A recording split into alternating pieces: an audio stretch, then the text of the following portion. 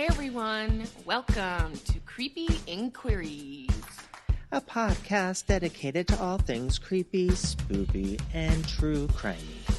With your hosts, Miss Kevin and Edie, your friendly neighborhood queers. Let's dive!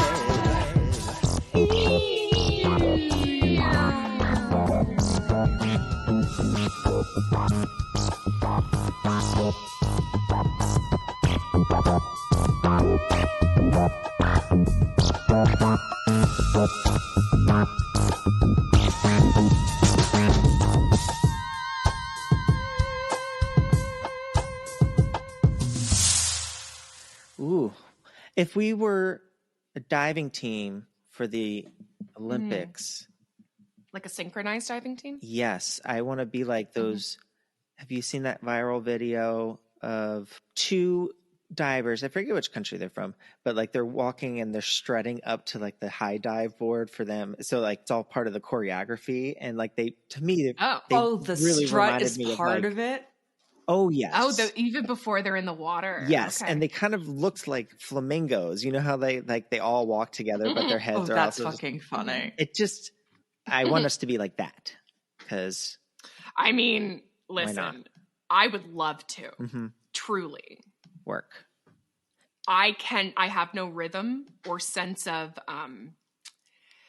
rhythm. So being synchronized with people has always been a problem for me, but I will try. I'll do it. Got All right. no rhythm. Got no rhythm. Got no rhythm. Don't make me synchronize dive. Ooh. Edie. Fucking Available killed now it. on That's iTunes. exactly right. Ding. Thank you. Mm-hmm. Thank It's you. my new ringtone. Yeah. Well, welcome everybody else that's listening. Welcome. What is this? Episode 44? 44. Yeah, buddy. Wow. Holy shit. Yeah. We're here. I mean, We're here. it's almost a year. Almost a Exactly. year. Very close. Yeah. Coming up. Yeah. What is it? Late November will be our That's 1 when our year. first episode came out. We started recording. It came out the week of Thanksgiving, I think. Yes, it did. Well, that's you know what we have to be thankful for. Uh-huh. Oh, well, yes. We have to be thankful. And I guess that means we as hosts need to figure out something to celebrate that for, maybe. Oh, yes. Listener, if you have any ideas about what you would like to hear for our anniversary party, feel free to drop us a line at creepyinquiriespod@gmail.com.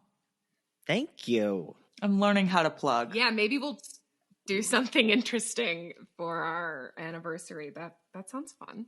Me too. I just Ooh, date night. Ooh, I love date that. Night. Uncle's Date night. Uncle's date night. night. I'm already ready. Look, I got my flannel. You sure do. Oh, she's got her yes. flannel. Look, I got my flannel and my hair is insane. So I think I'm ready for Uncle's night. I just need a beer, I think. I think that's it. You are giving Seattle 1994.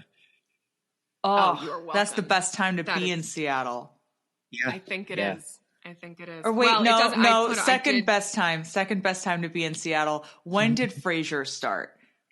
Because that's the best time to be in Seattle. I mean, what, 95 probably?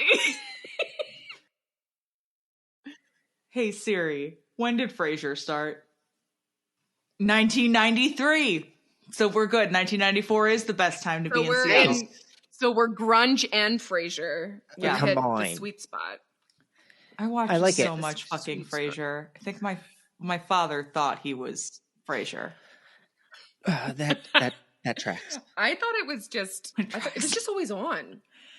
It was always on. It was in heavy syndication. It Very would play heavy like right at syndication. dinner time on Fox 45. Mm-hmm. Yep. Yeah. And- Fox 45. Yeah. That's We did. so We always good. had a television on because my grandfather's dentures Always. made a lot of noise when he ate. And Mhm. also, Ugh. we did not want to Mhm. have family conversations at the dinner table. God, That was no. a recipe for disaster always. No. But yeah, this is episode 44. And do we have like a rhyming for that or like a tag or something? 44, still a whore. No, that doesn't work. Ooh. Good. It is good. I like it.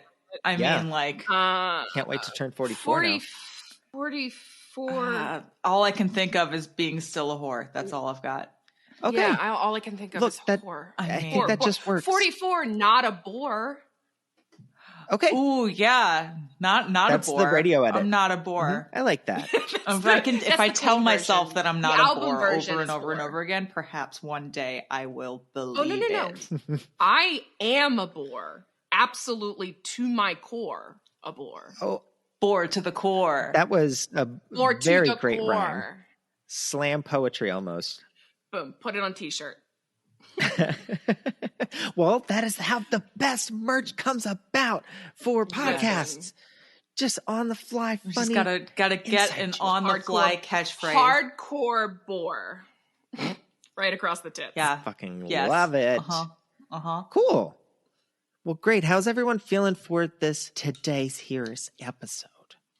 I, for one, am excited. I'm feeling good because we're going to get part 2 of La Voisin, which I'm very excited about. That's correct. And I've got a spoop for the ages. I was just going to say for the ages. Now, Kev, how was your week? You know, it was pretty good. Actually, today, just this morning, we record on the weekends, but over the weekend, I went hiking to look for pawpaws, which are an American fruit that is the largest native fruit to North America. I thought that, like, I don't know. I thought Guy Branum was the largest native fruit to America. Such a good love to Guy Branum. Guy Branum is very funny and good, and he should have starred in The Whale and not Brendan Fraser. Yes. But also, we love Brendan Fraser too. But only good thing. I love Guy Branum, and that is exactly who it is. That is fruit. Amazing. Yes. What is this fruit? What does it taste like? And did you find them? So it is also known as a hillbilly banana. Oh God! Nice. I'm out. You're out? I'm out. So it looks like an avocado-shaped pear with like green skin, but when you cut into it, it is very close to a banana and meat. Oh no, it's got large seeds. I hate that. Oh, I hate this. I hate what I'm looking at. Oh, it could be used in lieu of banana for anything. So right now, my husband, if anyone doesn't know, I am very gay and very gaily married to another very gay man. Super gay married. He is downstairs right now making a pawpaw panna cotta because we did find some. We found some. We shook on these pawpaw trees. Because they grow in big Ina Garten and Jeffrey over here. You're like locavoring. Yes. You're going back. You're wearing a flowy button down. Now, how pawpaw is that? Now, how pawpaw is that? I'm wearing my indoor smock. So you just went out and made Jeffrey gather them, aka your husband, gather them. We all did together. Thank you. And then you come home and record the show while Jeffrey, aka your husband, deals with them. Yes, because we freshly came home and I had to go and record. So I didn't even have a chance to even just eat one. They're all being utilized. And guess what? Have you ever eaten a pawpaw? Because what if it's I have bad? I know, but I have. I had my first one last year. I did not know they existed until quarantine and during COVID. I had started out trying to grow some because I discovered that there was this native fruit that only cousins it's only related to tropical fruits. I was going to say, is it like related to a durian? It is, because the like meat of it seems durianish. It's more part of the soursop families. There's like fruits called like cherimoyas. There are custard apples, I think they're actually called, but it's a type of fruit. It's very mellow flavor, like a banana, but it has a consistency sometimes more of a mango when you're eating it. Yeah, I was looking at the picture, and sometimes when it's cut open, it kind of does look like a mango. Mm-hmm. But yeah, they good luck with your pawpaw panna cotta. I will report back for sure. Report back. Edie, how was your week? What'd y'all get up to? I finally saw Everything, Everywhere, All at Once. Yes. Incredible movie. How I loved has your life changed since then? Immeasurably changed. It is an incredible movie. I loved it. I was laughing and crying and there's hot dog fingers. Hot dog fingers. There's googly eyes. Wait, I'm sorry. So in case some of the listeners don't know what you're talking about, what are you talking about? Everything Everywhere All at Once is the name beautiful. of the movie? It's a beautiful movie. Oh, okay. A multiverse movie about generational trauma, and it is so good. And it stars Michelle Yeoh, Jamie Lee Curtis is in the mix, and guy who was Short Round in Indiana Jones and the Temple of Doom. And in the Goonies. He gives one of the best performances that I have seen in my fucking life. Agreed. Everybody in that movie deserves an Oscar.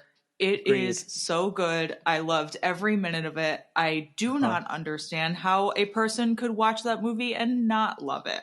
Absolutely. And I cried. It's an original, like totally like emotionally resonant movie, and it's about fucking everything. It's about everything on a bagel. There's donuts. Like, it's just there's donuts. So all right, well, you guys have to y'all have to remember, if you don't tell me I need to watch a movie, I don't know it exists. So you need to watch this movie. So write this down. Kevin knows. Good. Yeah. Write this down. I wrote it down. All right.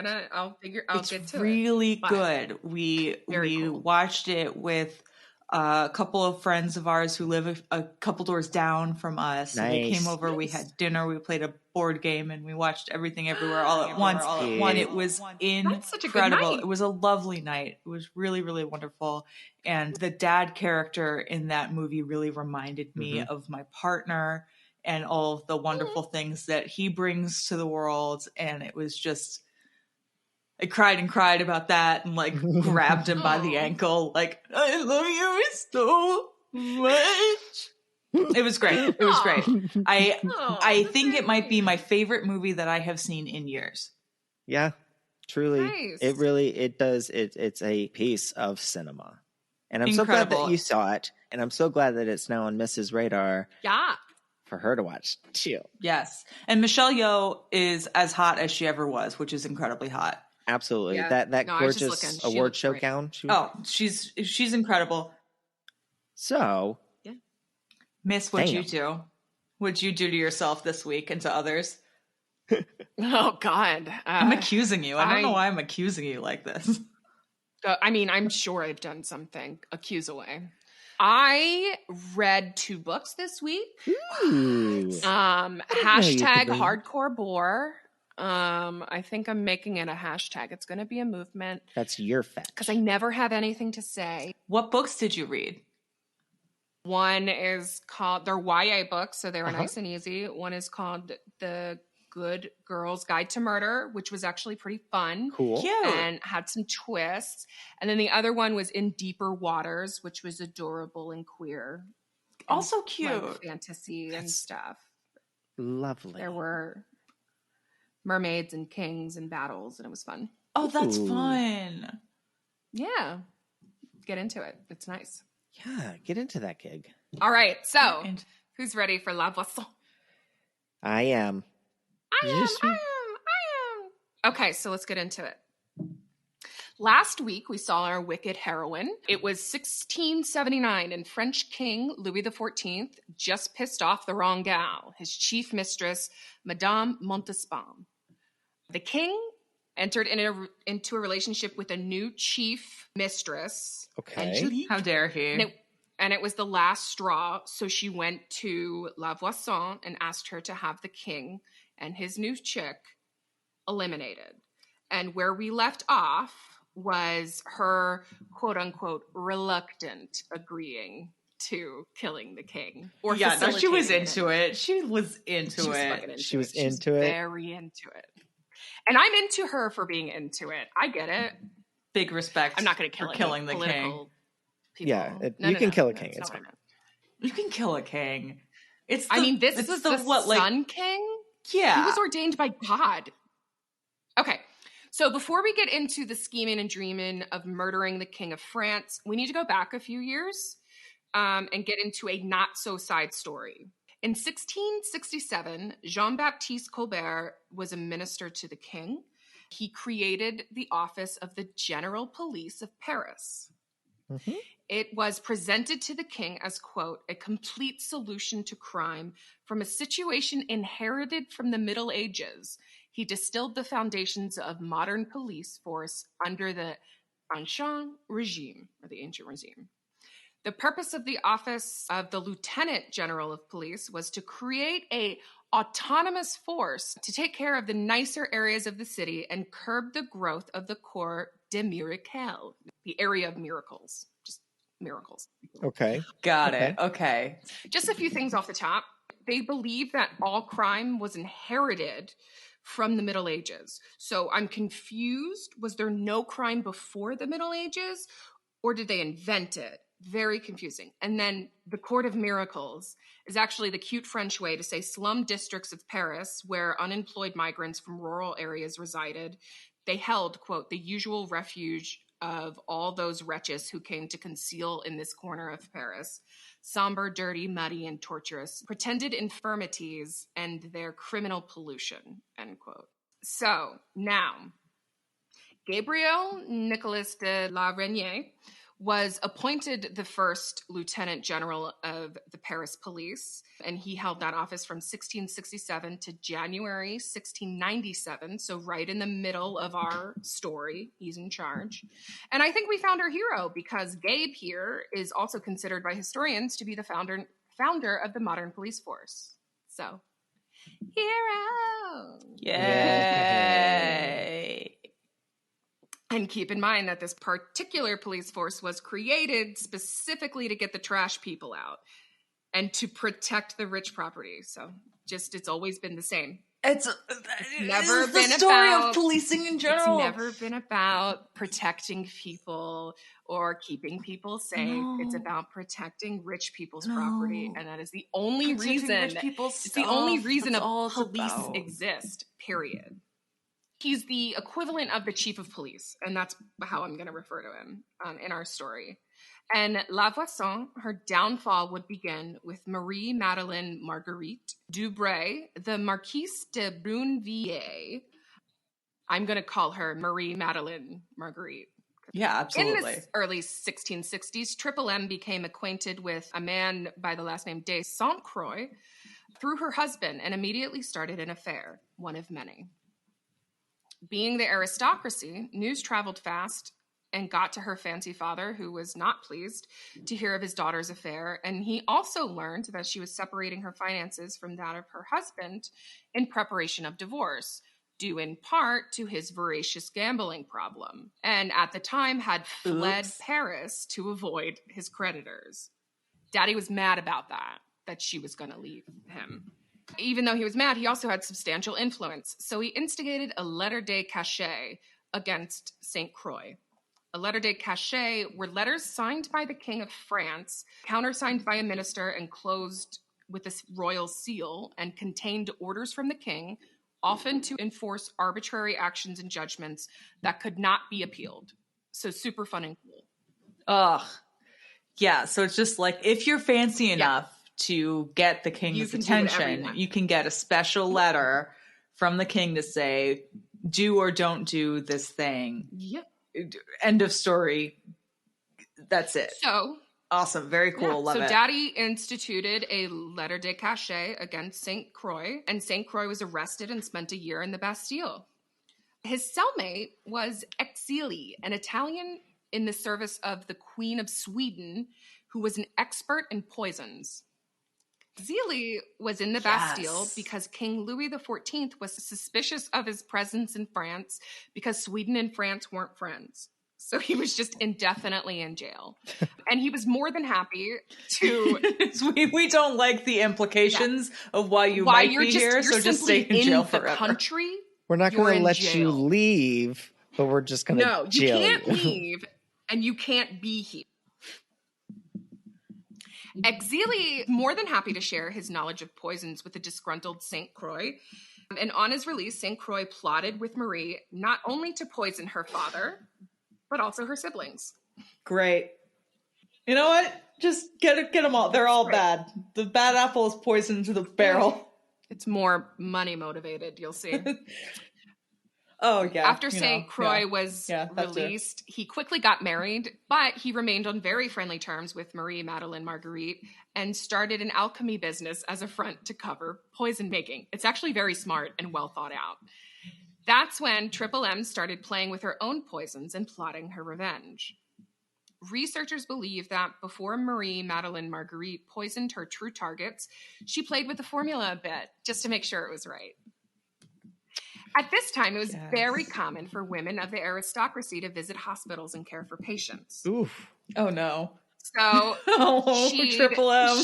What are you going to do? Mix a batch of poisons and stroll over to a poorly managed hospital in Paris, overflowing with patients, just to murder some. For science, though. She's using the scientific method, so I don't even know if we can be mad about it. She's experimenting, trying to get the same results.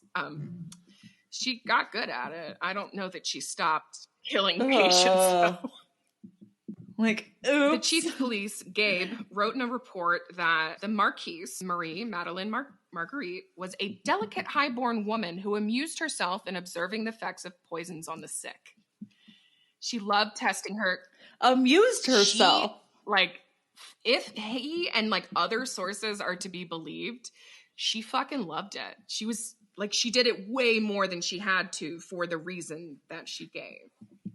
She also loved testing her concoctions out on unsuspecting servants by tainting their food. As if their life as a servant to aristocrats wasn't bad enough, they can't even fucking trust their food. This woman Triple M is going around. Triple M is going around everywhere she goes, just popping little droplets of bullshit in there. And then just taking little notes about ooh, that's interesting. Oh, they're foaming at the mouth. That's fun. I mean, you joke, but essentially. Yeah, she's fucking living for it. The real show began. I am a scientist. I don't know if she ever used that excuse, but if I was her defense attorney, that would have been it. She thought she was helping. The real show began in 1666 when Marie Madeleine Marguerite started to slowly poison her father. The week before his death, he came to stay with Triple M and her children at her home. Bad move, Dad. By the end of his stay, he was dead. The poison she used was arsenic-based and was reputed to have been invented by Acqua Tofana, an infamous Italian poisoner. I mean, the autopsy revealed that he died of natural causes exacerbated by gout, which is not a way I didn't know you could die of. I didn't know that either. But I guess it could get they were enough. wrong. He just it was super wrong. It was arsenic. They were wrong. But I guess it's if you're poisoning somebody slow enough with something like arsenic. Right. It's not going to show up as the main reason that you Right. It's not going to have the obvious signs of arsenic. Yeah. It's not going to be this is a spike of arsenic in your body. True. Right. It's not like they had blood tests either for anything. Yeah, true. They're just I don't know, he had ghosts in his nostrils and that's what killed him. Haunted nose kills man. It's the 1600s. So she got out scot-free. The authorities signed off on the natural causes, and with Dad out of the way and her thirst for revenge sated for now, Marie Madeleine Marguerite came into a lot of money, but bitch was reckless and burned through it and decided after she was done going through her inheritance that she was going to kill 2 of her brothers to get theirs. Yeah. So, no, she's got her eyes on the prize. Is a subplot to this story, and she is a serial killer in her own right. She is just gallivanting off to the side for a little bit with a different serial killer. That's exactly what's happening. So Triple M's brothers lived together, but they were not on good terms with her, which made a slow poisoning, like with Daddy, more difficult to pull off. But not to worry, Triple M hired a man known as La Chouche She hired him to be a footman for her brother. It took a few attempts, but while working as a footman, La Chaussee pulled through, killing her brothers, one in June and one in September of 1670. However, their autopsies were different, and they actually pointed to poison because both of them had a strange discoloring in the intestines. But it was still listed as malignant humor, which humors at the time were thought, this is before medical science. Doctors thought that in your body there were 4 humors. One of them is malignant. So having a malignant humor just means you died of bad things. Yeah. You've got bad vibes. You've got, these guts had bad vibes. They had a weird color and they had bad La vibes. Chaussee was not suspected. He and the second brother, the one who died in September of 1670, were pretty close. And at his death, he bequeathed La Chaussee 100 écus. And for 2 years, all was good. Marie Madeleine Marguerite had killed her father, her 2 bros, collected all of their inheritance, and no one suspected a thing. Wow. That is until 1672, upon the death of St. Croix.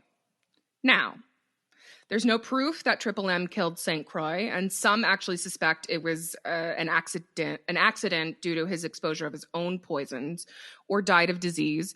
But I do and will believe that she killed him. This might be the reason, because after his death, a box of letters between St. Croix and Triple M were discovered, labeled to be opened in the event of death prior to that of Madame de Brunvilliers, or Triple M. So only opened if he dies before her. That's the only way this is getting opened. Yeah. Let's say, if I die, it's her. Here are all the letters that show our bullshit that we did together. Pettiness. And I love this. I love this trust no one, poisoner poisoner situation. I mean, there's no trust among thieves. Why would there be trust among witches and poisoners? They found the box, and included in the letters was one from the time around when her father died, promising St. Croix a large amount of money. And this caused Gabe and the investigators to reopen the murders of her father and brothers, believing it's foul play. So fucking St. Croix died and then threw her under the bus. Wow. From the grave. From the blew up her grave. spot completely. So petty because he's not even around anymore. When the case was reopened, La Chaussee approached Commissary Picard, who was in charge of the assets or estates of St. Croix, I don't really know, claiming that he owed him, he was his boss, St. Croix was his boss, and he owed him a substantial amount of money. Picard knew that wasn't true. St. Croix didn't have anything except huge amounts of debt. So in return, Picard asked La Chaussee if he was familiar with the box of incriminating letters. Chaussee didn't have an answer for that. He did turn and run away very quickly. Unfortunately for him, he was quickly caught, tortured, and executed on March 24th, 1673. Greedy little bastard almost got away with it completely. If he just hadn't tried to get money out of a dead man, he would have never been suspected. Unless he would have been implicated by Triple M. But I mean, that's the only other way. On the same day that he was executed, Triple M was condemned in absentia in court, and she successfully evaded capture for years with help of her sister, who periodically sent her money.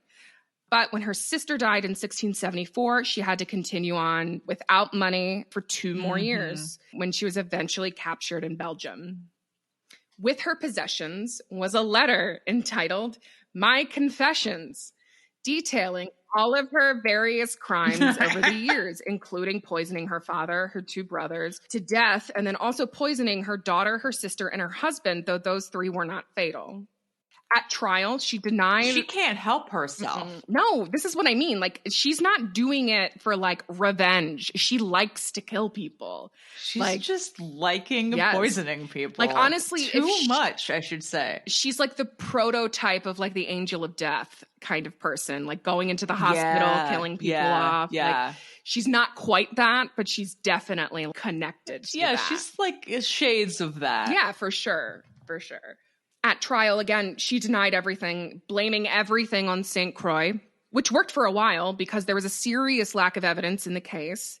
But an old lover came in, Jean-Baptiste Briancourt, and he testified, and he alleged that Marie Madeleine Marguerite confessed to him that she murdered her father and her brothers. And also, she and St. Croix tried to murder him with poison. JB. Not JB. And then, so again, she's just like, I'm just trying to kill people and keep it under wraps, but everybody's just coming for me with the truth. Like, and the thing is, if you're trying, she shouldn't try and poison people, but non-fatally. If she's gonna do it, she's got to do it. Can't leave any witnesses. Because then she's leaving people to be like, oh, my tum-tum was real bad once I broke up with Triple M for a while. And everyone around her just seems to be dropping like flies. Yeah, and like now that we're mentioning all this poison stuff, like maybe that caused the grumblies in my tum-tum. At the end of this, a lot of people are going to have those ideas. Not just for Triple M, but. So on July 17th, 1676, the Marquise Marie Madeleine Marguerite Dubray was found guilty and sentenced to be tortured, beheaded, and then burned in public in that order. And her remains and her remains were thrown in the Seine. Wow. That's so disgustingly over the aggressive. top. Also, like, that's your drinking water. Like, maybe not. Following her execution, there was a riot in the town where people accused witches of abducting their children for black masses, and priests reported that a growing number of people were confessing to poisonings in their confessions, which all of their confessions were done under torture. We don't need to get into that today. Yeah. But, sounds like we've got ourselves a little bit of a satanic panic. So here's the thing. This all sounds like it's just a rash of poisonings, like a rash of crime in the area, but it's not treated like that because it's quote unquote poisons and it's like concoctions and they're dark and whatever. It's considered witchcraft. So really what this is not like hunt for murderers. It's a witch hunt, literally a witch hunt is what it is referred to by some historians. So she's executed July 1676. In February of 1677, Magdalene de Lagrange and a man who introduced himself as Faure appeared before a law clerk. The man said they were married and had a will issued to the benefit of his spouse, Lagrange. Faure died and his family reported the matter. And then the marriage certificate proved to be a forgery issued by Abbe Nael.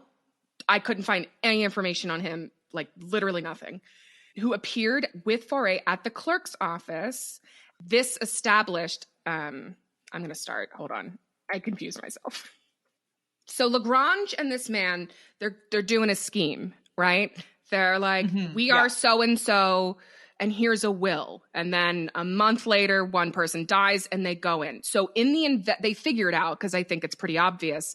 And in the investigation, they find a link between Lagrange and Louis de Venaz, another French poisoner and alchemist, and the case convinced Gabe that there was a network of poisoners in Paris. Dun, dun, dun. There's a lot of known poisoners. This is great. Yeah. This is like a historical thing that is happening in France, specifically Paris at this time, because we know every European countries, their witch hunts and things like that, they were happening in this time. This is just another flavor of that. It's the same kind of hysteria, except there actually were tons of poisoners working in Paris for real. That's the best. It's like, look, it's not witchcraft. We're just doing chemistry to kill you. That is literally what almost all of them say. They're like, I'm a chemist. And then I was just like, the drama, honestly, this is my new favorite soap opera, like for real.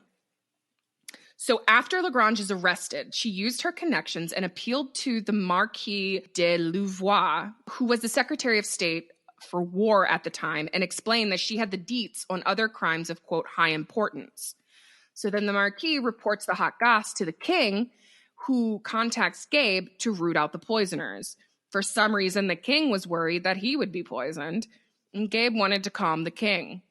Yeah, I would be super worried if I were the king and like fucking as many and like for reasons people like, as I was fucking. Like his top mistress is trying to kill him with poison. Yeah. It's not like he's like, being paranoid. No. So between Triple M and Magdalene, Gabe was on a mission to solve what would become known as l'affaire de poison, or the affair of poisons, which is less exciting. But so this is like a huge thing. This is the l'affaire de poison, and there's so many people involved. We are not getting into all of them, but just like the main players as they are attached to La Voisin. So because she had all these deets, Lagrange's trial was placed on hold while she gave authorities all the information she could on the high crimes. Still, Lagrange and Nael were sentenced to death for forgery and murder on February 4th, 1679, and then they were hanged 4 days later. Oh shit! So they rolled over on all these other people, and they still died for it. Yeah, they're like, I got intel, and then they're just like, look, it's been months, we're good. No. Now, thanks for the names. Bye. Yes, exactly. Now let's revisit a name from last week. Another contemporary fortune teller, poisoner, witch, Marie Bosse, and she's known as La Bosse. Marie was one of the most sought after fortune tellers in Paris, which is saying something because there were literally tons of them. They were stupid with fortune teller witch poisoners, and she was second only to La Voisin. And then in 1678, La Bosse went to a party hosted by her good Judy Marie Vigoureux, and she got shit-faced, during which she, quote, boasted freely that she had become so wealthy by selling deadly poisons to members of the aristocracy that she would soon be able to retire. Oh, shut! You gotta keep your fucking mouth shut about your big time crimes. You don't want to get shit faced at a fancy party about it. Yeah, and you know when you see movies about like aristocracy, specifically like French around this time, it's like fucked up shit is happening, and then everyone's just laughing in the background at the debauchery. Yes. That's exactly what happened, because she says this, and the fancy rich people laughed uproariously. They thought it was fucking hysterical. Oh my God. And I will say, I typed out Francie. Exactly. That's exactly. I want white pieces. I want powdered wigs. I don't think it's the right time. I think we're 100 years away from that, but that's what I want. There was only one person who was slightly concerned, and that his name was Monsieur Perrin. Perrin was one of very few people aghast by Marie and could not believe what he just heard. And he was also appalled that all the other guests just laughed at it as if it was normal. So Perrin decides to tell the police. I mean, all these richies that are laughing are also probably poisoning their friends. No, they're probably using her source. Like, she is their source for poison. Exactly. Like, that's so funny. And let's talk later. The reason we know about this is because it involves the aristocracy. Almost everyone involved who's trying to are fucking rich, fancy people. Like, these aren't just like peasants who are like trying to get away from their abusive husbands or whatever. These are like people with money. Right. So she really probably could have retired. Daddy's old, but he's not old enough. And I just need him to die so I can get his fancies. Won't you help me? So he goes to the detective who was involved in Triple M's investigation. Together, they set up the wife of an officer was sent to La Bosse and made up a story about being beaten by her husband. The wife returned with a white powder in her possession that was supposed to help with her problem, and it was determined that it was arsenic. On January 4th, 1679, La Bosse was dragged from her bed that she shared with her children. They were all arrested, So she insisted to the police she was not who the police should be worried about. She just did a little palm reading, all right? She wasn't into anything that this was about. Her house, though, told like a completely different story. The police searched the building and found strange powders and ingredients commonly used. Some of it was quite harmless, used for love potions, things like Spanish fly, nail clippings, dried menstrual blood.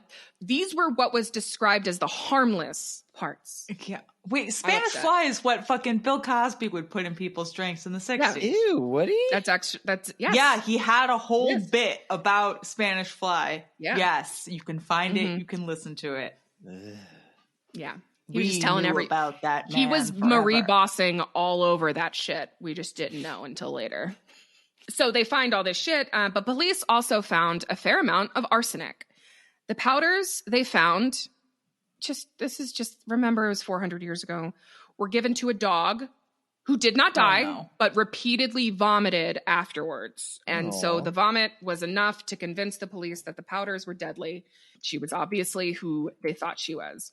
Now, Marie wasn't just going to let that go. She claimed she was just battling boredom by trying chemistry to amuse herself. It was all really quite harmless. I'm just doing science for fun. Yeah, it's all... Can't a woman just do science for fun and profit and murder? She's a witch. Literally. But they weren't convinced, so she started to talk. Our boss named a lot of people, some of whom were her rivals, and Gabe had them all arrested. Among those named was La Voisin. Dun, dun, dun, dun. Dun, dun, dun. According to a report, when Marie's family was arrested, they were found in the only bed in the house. And it's not because the house couldn't hold more beds. It was a house with multiple rooms. And Marie and all of her children slept in the same bed, and they were all also charged with committing incest. Allegedly. But honestly, I don't buy that part. Most sources agree that that's what happened. I'm not saying it happened. What? I'm not saying it happened. I don't know. That sounds like sensationalization, but also it does, absolutely. It does. I don't know. I don't know what these freaky deaky French but get so up to. does like literally all of this. Seems like it's all extremely sensational. Yeah. During the investigation, she confesses to having provided poison used by Marguerite de Pouillon, who was an aristocrat in her attempted murder of her husband. Marie Vigoureux was also interrogated, and she died under torture in May of that year. Oh. Mm-hmm. And then Marie Boss was condemned to death by burning and executed in Paris, May 8th, 1679. And her friends and children were also sentenced to death. She and a few others were actually burned at the stake.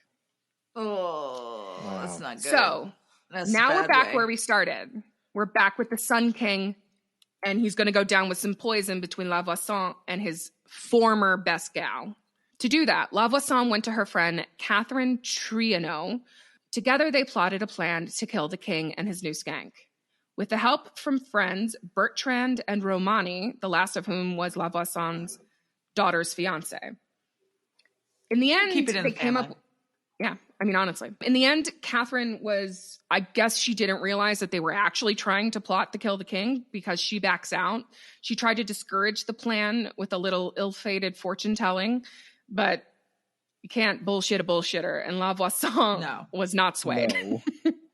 The stars are actually telling me that this is a scary bad idea. I play the same game as you. Stop it. La Voisin, Bertrand, and Romani decided the king would die by petition. Like a poisoned petition. But when I read that, I thought of like somebody going to the courthouse and filing a petition to kill the king. And then just like a judge signing off. Yeah, like this petition to kill the king is hereby granted. Anyway, it was more so like a la the anthrax scare of the early 2000s. They put poison on the paper, blah, blah, blah. Mm-hmm. So on March 5th, 1679, La Voisin visited the royal court in Saint-Germain to hand-deliver the petition to the king. That day, however, there were too many people at court, and the king was not taking petitions, which foiled her plan. She gave the petition to her daughter, Marguerite Montfaucon, and asked her to burn it, which she did. And then the next day, she made plans to visit Catherine again after Mass and to plan the next attempt. But the second plot was not to be. On March 12th, 1679, La Voisin was arrested outside Notre Dame, having heard Mass just before the planned meeting with Catherine. The following, so she's finally arrested after years and years and years. So the following month, Gabe led the commission inquiring into how and when to prosecute the alleged witch poisoners and called it the Fiery Chamber, which was originally created by King Francis I, specifically only to try heretics. It was abolished in 1549, but our good old friend Lieutenant Gabe had it reinstituted during l'affaire des Poisons. Yeah, governments have long had these wild names for their shitty operations. So again, now with the court, we have ourselves a good old-fashioned fucking witch hunt. Yeah, we do. Yeah. So at the arrest of La Voisin, her maid Margot stated that the arrest would mean an end to a number of people in all levels of society. She was imprisoned, subject to questioning. The arrest of La Voisin was followed by the arrest of her daughter, Marguerite Montvoisin, the Bertrand Romani, the magician lover Lesage, and a man named, and a priest. Forgot about the magician. And a priest named Yibo. And honestly, everyone that she worked with was just rounded up. During questioning, La Voisin named names, including very famous courtiers. There was the Countess of Sisson, her sister, the Duchess of Bouillon, the Duke of Luxembourg, and most importantly, Madame de Montespan, the former chief mistress of the king from last week. Mm-hmm. Just be like, Your Highness, you don't know how lucky you are that I got caught when I got caught. Look in your own house.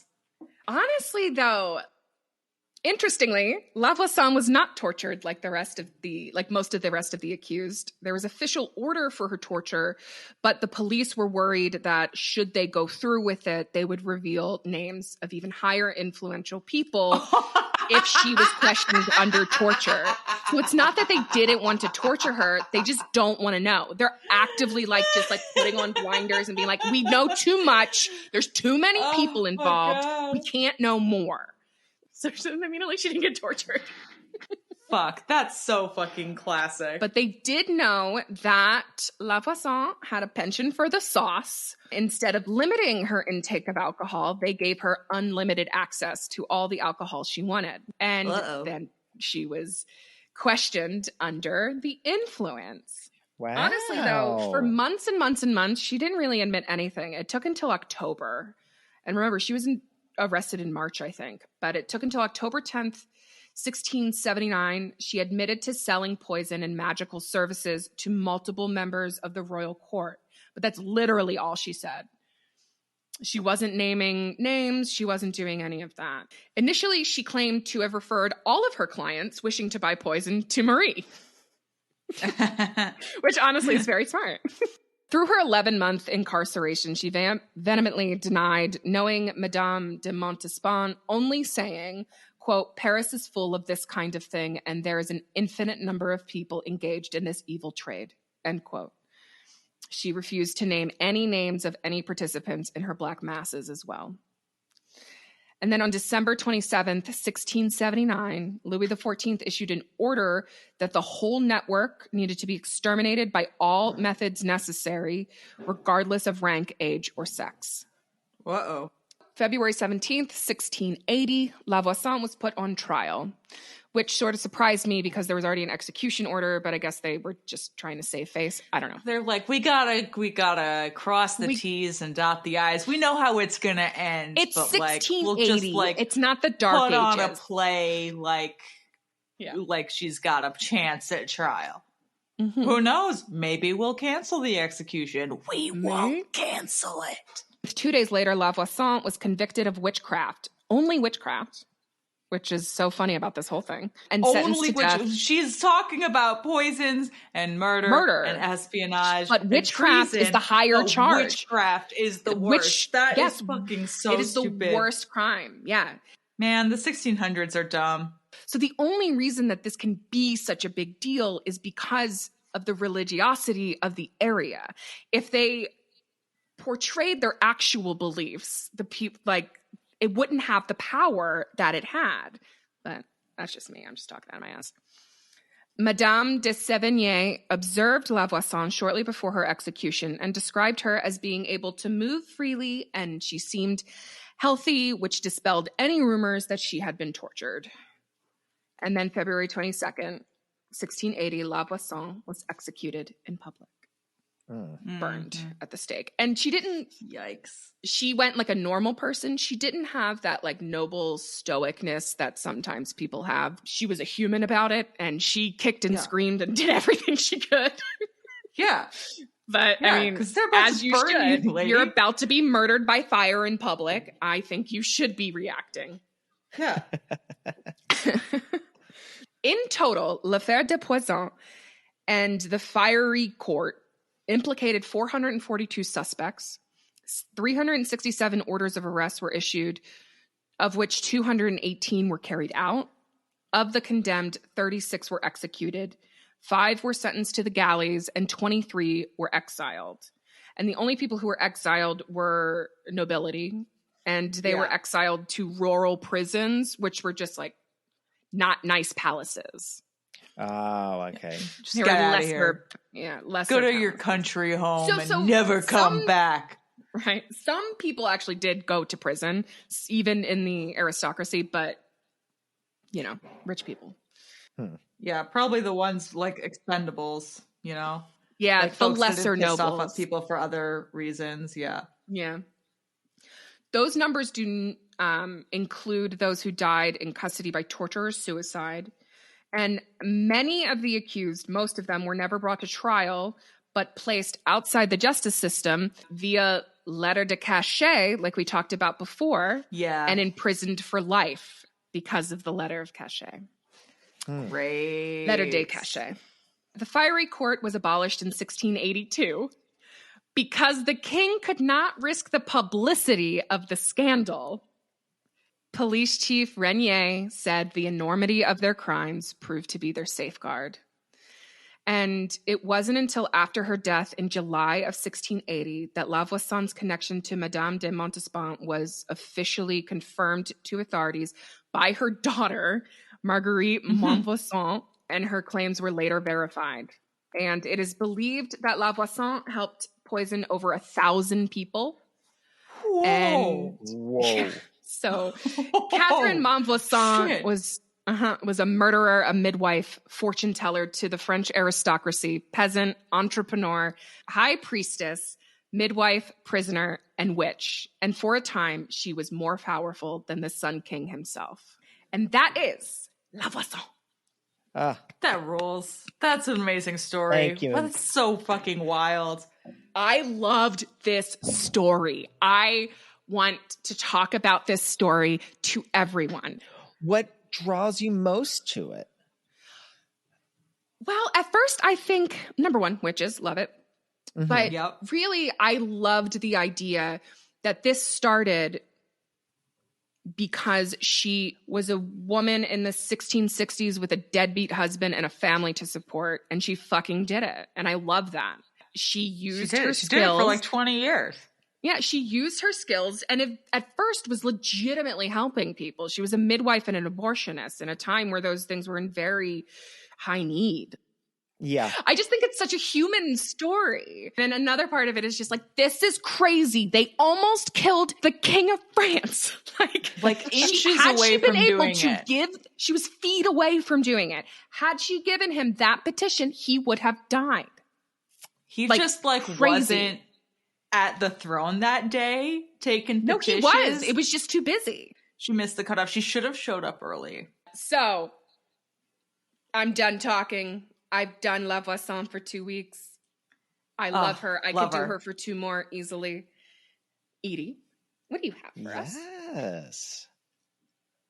Well, I'm going to talk about the time that the CIA faked some vampire attacks. Hell yeah. Whoa. What? Yes. Come on now. Tell me everything. Yeah.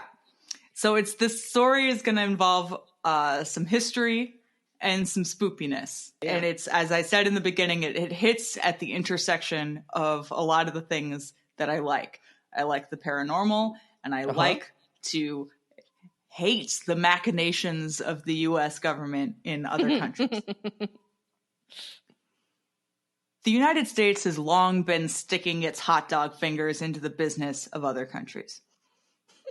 After the Spanish had been driven out of the Philippines in 1898 through the combined efforts of American and Filipino forces, Spain agreed to sell the islands to the U.S. for $20 million.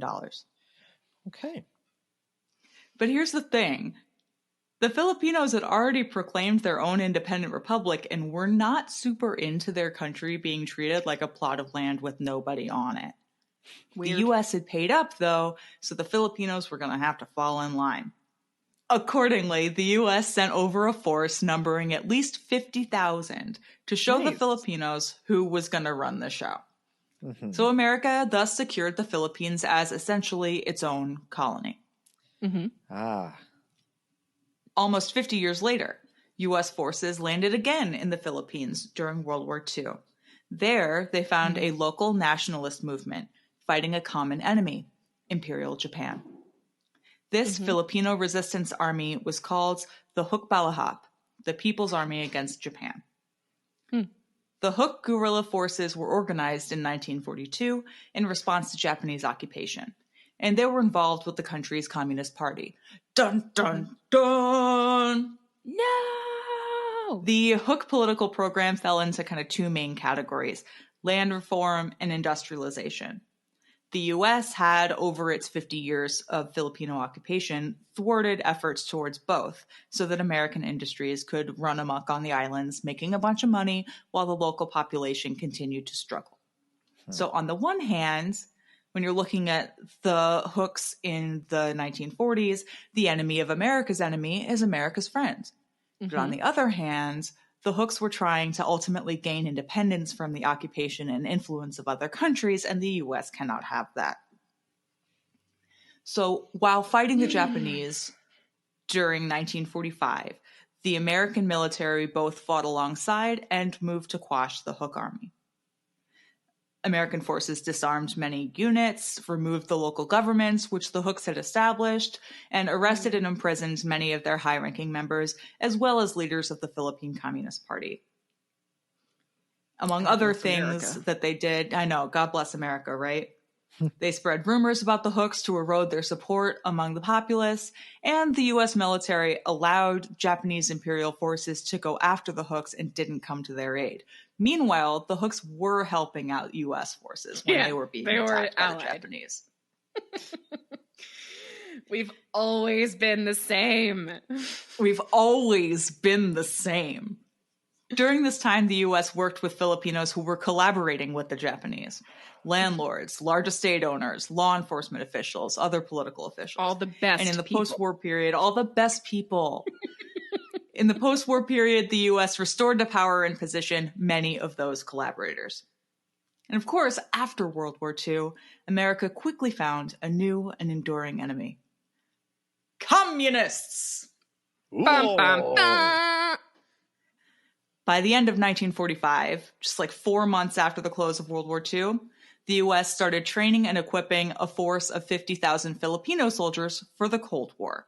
In other words, the U.S. was training Filipino soldiers to quash the Hooks. The U.S. granted the Philippines independence in 1946, very magnanimous of us. Yeah. But don't get it twisted. Uncle Sam remained very much involved.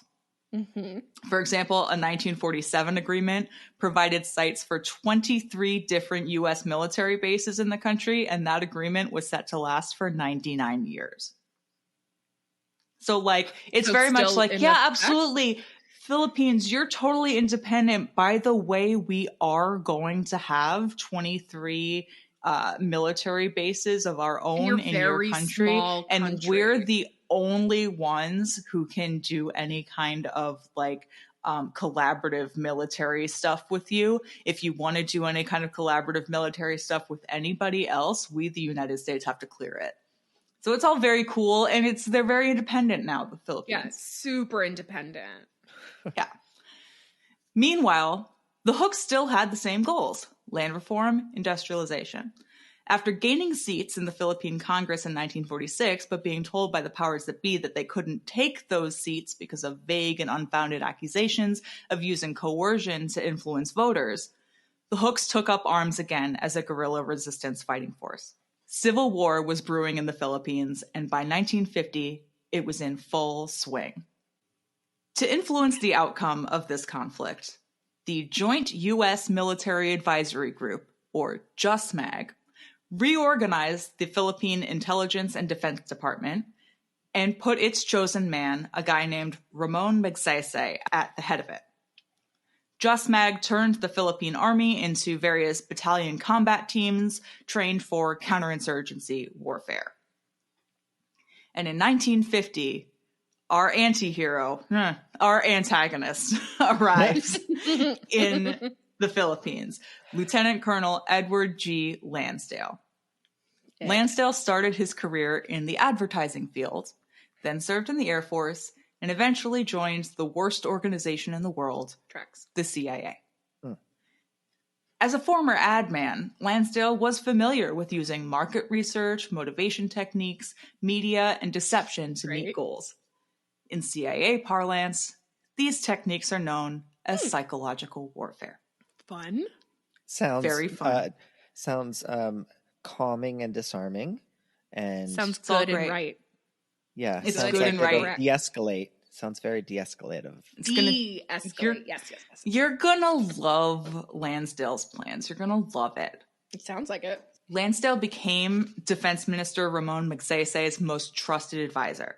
Officially, Lansdale was just another American military advisor attached to JUSMAG, but he was actually the head of CIA clandestine and paramilitary operations in the Philippines. He organized a group called the Civil Affairs Office with his team from the CIA. Sounds super bland. Civil Affairs Office. Just broad and vague. Don't worry about it. This team was tasked with creating strategies to bring down the Hooks when force was not enough. Enter psychological warfare. Yes. Oof. Lansdale's team studied the legends and folklore of the people on the surrounding countryside so they could use their beliefs against them.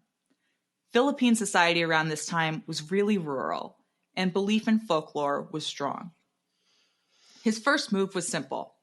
His team waited for a cloudy day, flew over local villages with a loudspeaker attached to a plane, and projected curses in the Tagalog language to the people below. These curses were focused on those who continued to aid the Hook fighters with shelter and supplies. You're gonna get cursed if you keep giving food and shelter and clothes and blankets and aid to these guerrilla fighters. Wow. This is and it's a cloudy day. You can't see the planes. It's voices from above cursing you from a loudspeaker if you're continuing to aid these guerrilla fighters.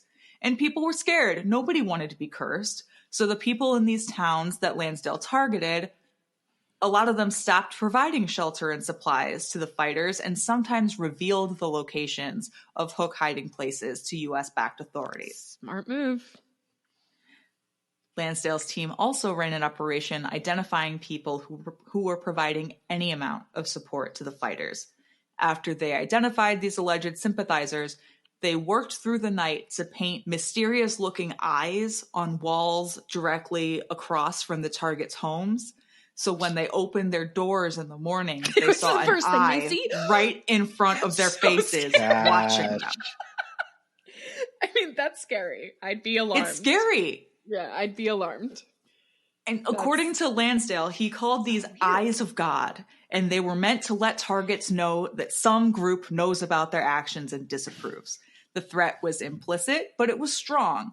Lansdale said of this operation, "The mysterious presence of these malevolent eyes the next morning had a sharply sobering effect." Oh. So people became more and more scared to provide any aid to Hook fighters. Yes. Yeah. Cool. Good. And now we come to the main event. Yes.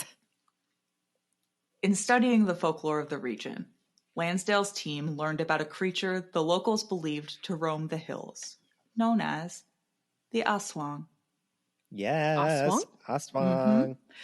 The term Aswang is an umbrella term that can describe a variety of cryptids in this region. Manananggal. We learned about one kind. Yes, we learned about one kind of Aswang in episode 39 when Kevin told us about the Manananggal. Your big-titted goth GF who can separate her torso from her legs and drink your blood with a proboscis-like tongue. A hero of mine. I love half a body. Love half a body. Yes. The Manananggal is like when Tia Carrera can just like separate her body from itself and fly around her top half and drink up your organs and blood. Ha ha. It's like that.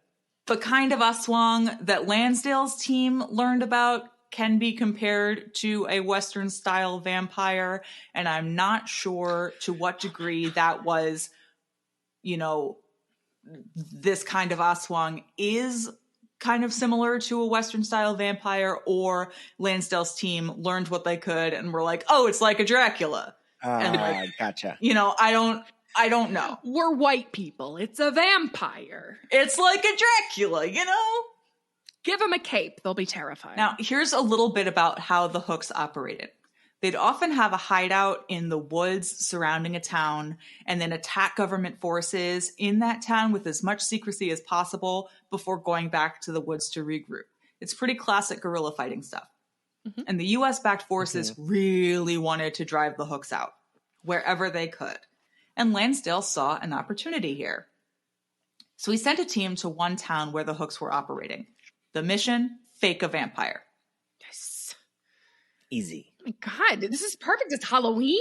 Oh, it's Halloween. The CIA was like, how do we celebrate Halloween this year? How do we celebrate Halloween? We're going to fake a vampire to stop these communists. Lansdale's Psywar squad came into town and planted rumors that an Aswang lived in the neighboring hill. The same hill where the Hooks were suspected of having a base of operations. They waited 2 days to give the rumors time to circulate among the folks in town, including Hook sympathizers. That way, these Aswang rumors might make it up the hill to the Hook base. Running up that hill. Running up that hill to be in Aswang. 2 nights after arriving in town, Lansdale's team lay in wait to ambush the Hook guerrilla forces along a trail that they were known to use. They're like physically involving themselves. It's not like they're spreading a rumor. They're first spreading the rumor, and then they are waiting in the woods by a trail that they know that these fighting forces use. Check it out. Okay. When this Hook patrol passed, kind of like single file down this trail, Lansdale's team silently snatched the last guy on the march. Now that sounds like the CIA. They killed him by puncturing his neck with 2 holes. What? Oh, they committed murder? Of course they did. I mean, well, I they know, were but enemies, like, I guess. No, I get it. But I'm just saying, like, that's how they're proving vampires are real? Well, they punctured I don't know why his I'm neck surprised. with 2 holes. I don't know why I'm surprised. They held his body by the heels until all his blood drained out. Wow. When the guerrilla fighter was completely exsanguinated, Lansdale's team put the corpse back on the trail where they knew he would be found. Wow. Soon, the Hook fighters returned to the trail. When they discovered their missing fellow soldier, bloodless and with what appeared to be fang marks on his neck, they remembered the rumors that had been going around. And Aswang was in the hills and they were not safe. That's incredible. I mean, this is gross and horrible and deranged, but excellent plan. It really worked. This is the thing. The CIA is good at doing the worst possible shit. Yes, they are so good at being the nefarious monster that we are all scared of. if the CIA had a tagline for the beginning of like Real Housewives alphabet agencies, it would be like, I'm good at being bad. CIA. Call me Cia. I'm good at being bad. So the fighters left that area. So vampires are now proven. Big success. GTFO. Lansdale's team was a big fan of this trick. And so they did it kind of over and over again. It started to look like this. A pile of dead hook fighters would be left on the side of the road in a busy area in a given province. The bodies would be mangled and or have holes punctured in them to look like the bites of an animal or an aswang. Lansdale was thrilled with the results, saying, to the superstitious, the Hook battleground was a haunted place filled with ghosts and eerie creatures. Be active and knowing. Like, I get we go in and like we go to countries and we just lie straight through their face. But this is so much weirder. This is like manipulating religious belief to like there's keep no psychological limit. warfare. Yeah. There's no limit to there's no psyop too big or too small for the CIA to engage in. And this was, towards the beginning of what would end up being hugely extensive similar operations in other countries. Cute. Good. Well, because Lansdale's operations in the Philippines were extensive. It wasn't just painting eyes of God and faking vampires. He also manipulated the very political structure of the Philippines to fit the CIA's plans for the nation. Remember, Lansdale was a very close ally of the Defense Secretary, Ramon Magsaysay. Right. And Magsaysay was the CIA's preferred guy to eventually become president. Lansdale convinced him to run with the CIA's backing. Magsaysay was essentially a puppet of Lansdale and the CIA. And to demonstrate how deep in the CIA's pockets this guy was, there are reports of Lansdale assaulting Magsaysay if he expressed hesitation to go along with Lansdale's strategies. Magsaysay won in 1953, but not after meticulous meddling by the CIA. I'm sorry, what year was it? 1953. 53, okay. The CIA drugged his opponents, funneled in oodles of cash to his campaign through what was called the National Movement for Free Elections. So whenever the U.S. is talking about free and fair elections in other countries, what they are talking about is we want our guy in, yes, and usually not the socialist guy or not the communist guy. Yeah, go to South America. They've been doing it the whole time. Ages. Mm-hmm. In 1954, Hook resistance leader Luis Taruc and most of the fighters laid down their arms in exchange for pardons. The Philippine Civil War thus ended exactly the way the CIA wanted it to. Hooray. And that's the story of how the CIA faked vampire attacks as part of its fight against the communist scourge. That is probably the best story involving the CIA that we could probably get. Not the murder. I'm proud not to the be an American, where at least I know I'm free. And guys, this is what they're doing in other countries, right? They do it constantly. So they do it fucking constantly. What do you think is going on here, like in our own country, if this is how we operate other places? So I just feel like it's bad. It's bad. It's all bad. Trust no one. Trust no government. Yeah. It's bad. No. It's all bad. Yes. Someone wants power. Do not trust them. They will do what they want to get power. Mm-hmm. Edie, that's an incredible story. And this is, I think, the first of what I hope to be many CIA-related spoopy stories. Hell yeah. Nice. I mean, I could scream about the CIA forever. CIA, I can see fits in perfectly with the show, but I never expected to see the CIA on the spoop side. I only expected to see it on the true crime side. Yes.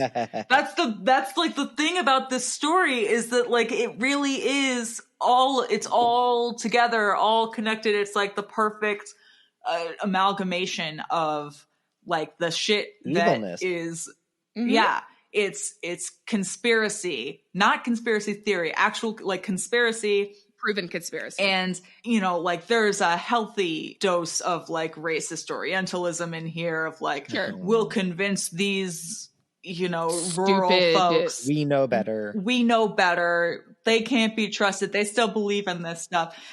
As if the United States hadn't, and then Spain before it, hadn't spent, you know, generations and generations keeping these folks from, developing them in this position in their own way. Right. Exactly. Keeping them set in these beliefs. I mean, nothing is wrong with these beliefs. I'm not judging the beliefs of other people. No, totally. At all. To the extent that it's something that's, quote, old-fashioned. Like, it is, and then reinforced by the government. And then how stupid are you for believing in that? How could you believe in that? You can't trust these people. They're so stupid. They believe that thing we did to trick them. Yeah, it's just so insidious and so shitty. And yeah, that's the word. Sucks. It's insidious. That's the word. Yeah, it's beautifully insidious. America has always been like this. And we don't learn about this stuff in history class because we're too patriotic. American exceptionalism is the reason we don't learn it's such horseshit. Yes. International listeners, it's cool if you hate us. It's fine. Yeah. I don't think we're the only country that does this. I think it's a very common thing. Definitely not. Definitely not. Like, we're going to talk about at some point, we'll talk about the East India Company.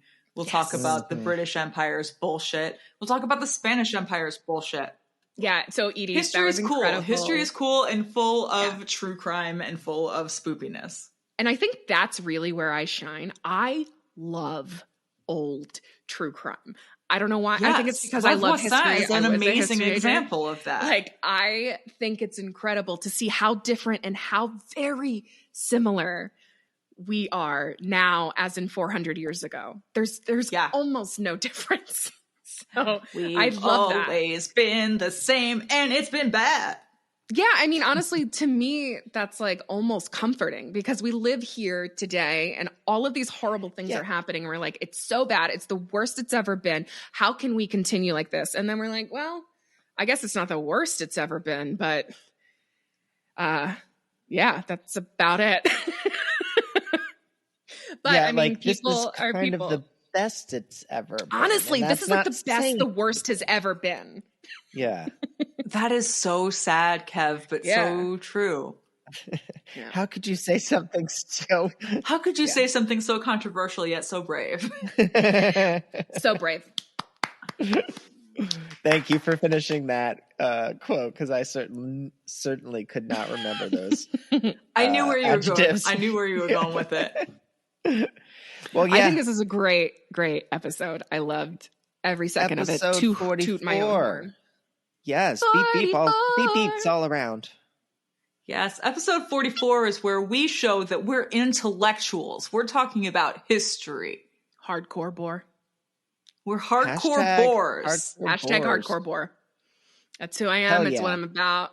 Love it. Well, Miss. Yes. As a hardcore bore, where could other hardcore bores find us? Well, hardcore bores or not can find us on Instagram at Creepy InQueeries Pod, or you can take a look at our website if you're interested in our sources, creepyinquiriespod.com. You can also send us an email if you have any suggestions or ideas or whatever. We go through them pretty often, so please send them our way, creepyinquiriespod@gmail.com. And then finally, if you could be so kind, leave us a cute little rate or review. That would be lovely. 5 stars, or I will publicly accuse you of witchcraft through chemistry. You don't want that. You better do it. You have to. For your life's sake. La Voisin will come for you.